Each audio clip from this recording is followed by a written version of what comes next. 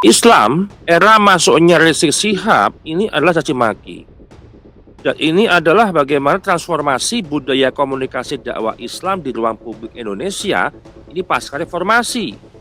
Dan apakah era popularisasi dakwah yang konfrontatif ini telah mengubah cara ya sebagian umat Islam untuk berkomunikasi di ruang publik? Karena banyak ceramah-ceramah daripada Pak Rizik Syihab ataupun Habib-habib yang selevelnya ini mengajarkan dakwah ataupun mengajarkan ujaran kebencian. Dan di sini saya memberikan tiga hipotesis dan ada tiga fase-fase besar yang terjadi di sini. Yang pertama adalah Islam tradisional Nusantara. Karakternya adalah ngaji. Kemudian karakternya adalah tabayun, adab, kemudian musyawarah, kemudian tamadu. Tokoh yang dulu pernah kita saksikan gitu kan, seperti Kiai Haji Sadruddin MZ, ceramahnya adem, ceramahnya itu sejuk, tidak ada penuh dengan konfrontatif, tidak penuh dengan emosi, tidak penuh dengan mobilisasi massa. Masuk juga sebelum-sebelumnya di masa lalu seperti Mbah Hasyim Asy'ari, kemudian Kaji Wahab Kasfullah, kemudian Kiai Haji Bisri Samsuri, ataupun kiai-kiai pesantren lama. Nah, model dakwah beliau-beliau ini itu keras kepada gagasan, santun kepada manusia. Sebelum munculnya Rizik, itu anti caci maki. Kita itu Islam yang betul-betul ramah, toleran. Kita itu senyum pada siapapun. Tetapi sejak muncul figur semacam Rizik kemudian diulamakan, seolah-olah di situ ada pembiasaan. Ada habitus yang dibangun bahwa wajah ulama, wajah Islam itu mesti keras, mesti menghina-hina. Nah, kemudian fase kedua, era mobilisasi politik Islam. Nah, di fase ini itu mulai muncul apa? Politik identitas, demonstrasi yang besar, sloganisasi agama, retorika konfrontatif, ya kan, kemudian simbol nasab.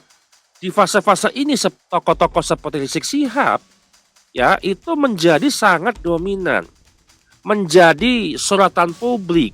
Dakwah itu mulai bergeser menjadi arena pertarungan massa, melakukan mobilisasi massa, mengkritik pemerintah dengan cacian, menghina presiden, ya kan, sempat juga menghina lambang negara dan seterusnya.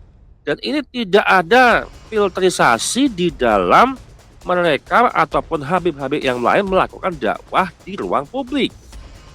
Nah, kemudian fase hari ini, fase ketiga adalah fase era mobilisasi ataupun era sosial media.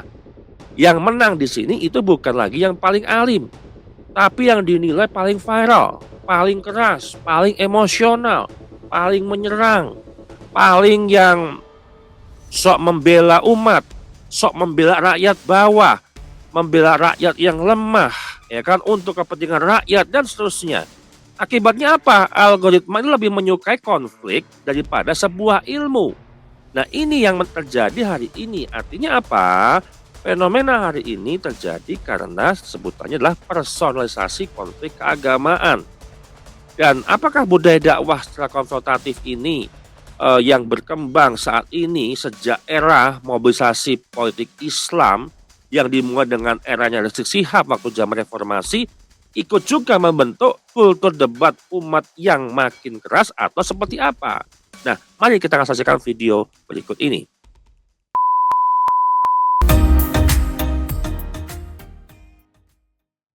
Mungkin secara umum saya bagi dua lah.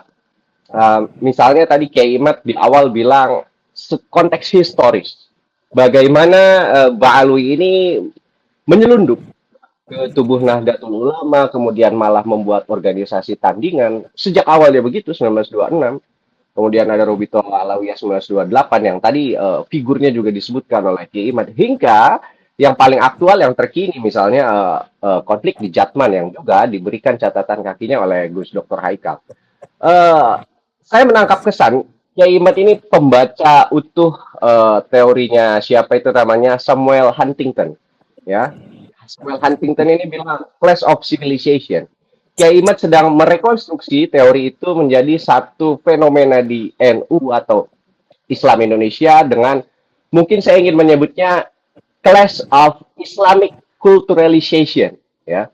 Jadi clash pertarungan begitu mengkulturalisasi, membudayakan Islam di Indonesia, di mana NU punya style, punya khas, punya gaya pribumisasi Islam yang contohnya banyak sekali tadi dipaparkan oleh Kiai Imad. Sementara dari pihak Bali yang diistilahkan di dalam judul diskusi kita ini, hadromotisme, tarimisasi. Nah, ada clash of Islamic culturalization di antara dua gaya ini, dua style ini, dua tradisi ini di dalam tubuh Nahdlatul Ulama yang sebetulnya Kiai Imad memulai analisis historis sejak 1926-28 Robito Alawiyah, tetapi yang paling kental kerasa itu sekarang-sekarang ini kan. Utamanya sejak konflik di Jatman, kemudian juga bagaimana tradisi-tradisi keislaman Nahdliyin itu cenderung berbau hadromautisme atau tarimisasi yang kemudian goalnya intinya itu sama, mengagungkan klan mereka saja. Nah, cara-cara ini digunakan melalui berbagai sektor. Sektor tasawuf misalnya, yaitu misalnya di Jatman, figurnya disebut LBY dan seterusnya.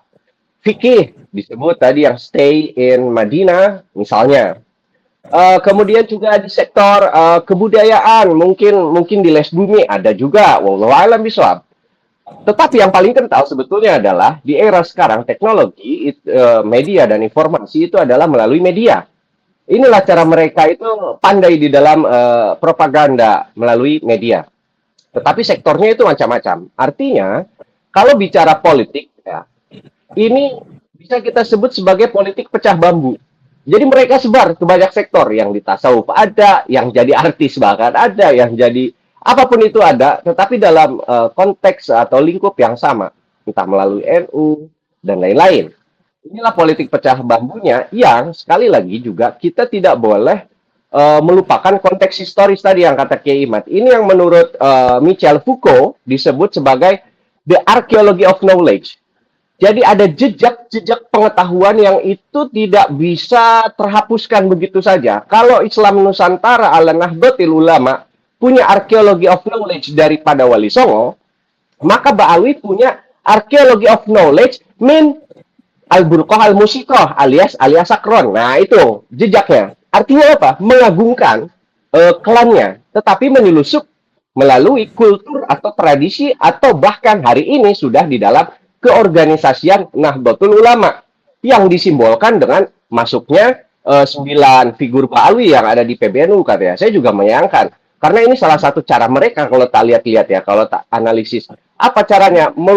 Menggunakan simbol-simbol, ada simbolisasi. Apakah 9 orang Ba'alwi yang ada di PBNU itu mau disimbolkan sebagai Wali Songo versi kini dan lain sebagainya? Wallahu alam bisawab. Tetapi memainkan simbol itu adalah salah satu khasnya.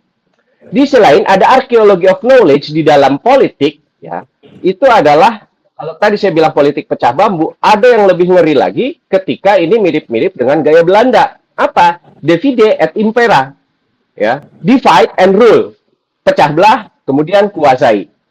Saya kira itu terjadi kan, apalagi kalau melihat fakta aktual hari ini, baik dari kubu Sultan maupun kubu Keramat Raya, dua-duanya ada kok figur-figur itu, begitu. Dan hari ini sedang saling tarik-menarik, ya. Dan secara kultur sekali lagi itu tadi itu sangat keras. Hari ini sudah mengental, sudah mengkristal. Blok tarimisasi hadromautisme dengan blok Islam Nusantara. Tetapi yang membedakan, tadi disinggung sedikit oleh Gus Haikal, itu soal adab. Soal akhlak. Adabnya orang NU, akhlaknya orang NU itu, ya, sebelum munculnya Rizik, itu anti caci maki. Kita itu Islam yang betul-betul ramah, toleran. Kita itu senyum pada siapapun. Tetapi sejak muncul figur semacam Rizik kemudian diulamakan, seolah-olah di situ ada pembiasaan, ada habitus yang dibangun bahwa wajah ulama, wajah Islam itu mesti keras, mesti menghina-hina. Itulah gaya mereka kan. Tetapi hari ini, alhamdulillahnya, karena kesadaran utuh warga Nahdliyin, santri tulen ulama-ulama Nusantara, kiai-kiai Nusantara, yang dulu sekedar husnudon, sekarang ngelihat kiainya dihina-hina itu oleh kaum habaib Ba'alwi, yang ngaku cucu Nabi, nggak terima kalau sekarang, berani melawan. Khususnya sejak ada tesis Kiai Imad. Oh, ternyata bukan cucu Nabi, ya wis lah. Kita akhirnya berani baik. Beli wedi maning karo kualat-kualat ko. Wis, lawan baik. Kan kira-kira begitu. Bayangkan ada Abah Ma'ruf dihina-hina pakai nama binatang, ada Buya Said dihina-hina dan seterusnya. Bahkan Islam Nusantara, satu konstruksi epistemologi yang coba dipostulasikan dan ingin diperkenalkan pada dunia itu dihina-hina kan oleh mereka. Apa orang NU selama ini ada menghina-hina mereka? Kan tidak ada.